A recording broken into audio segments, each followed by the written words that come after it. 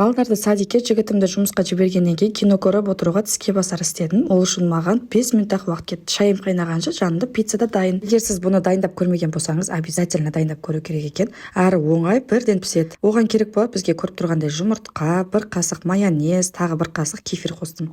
Сосын үстіне кішкене тұз салып, тағы жақсылап венчикпен араластыра бердім. Енді бұл заттың бәрін жақсылап араластырып алу маңызды. Сұйық май қоспаймыз, себебі ішінде майонез бар, майонездің өзінің майы жетеді деп ойладым. Көпшілік пиццаға чайный сода қоспайды екен, мен кішкене қосып чтобы тестам жұмсақ и воздушный болып пісу үшін.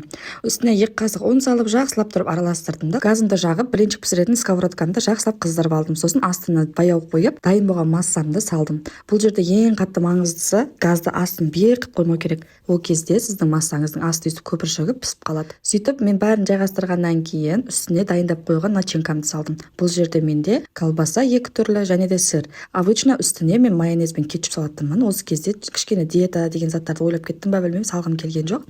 Сөйтіп үстіне сырды салып, сол баяғы пиццаны дайындағандай теріп шығамыз да, и сковородканың астын өшіріп, үстіне табан жауып қоямыз. 5 минутта осындай тәтті пицца дайын болатынын білгенімде, осы уақытқа дейін жұмыртқа мен колбасаны әшейін қуырып жеп жүрмейтін едім. Сіздерге де осындай жасап көруді совет беремін. Маған тіркеліп, жасап көрсеңіздер қалай шыққаны туралы комментарий жаза кетіңіздер. Бәріңізге рахмет, всем пока.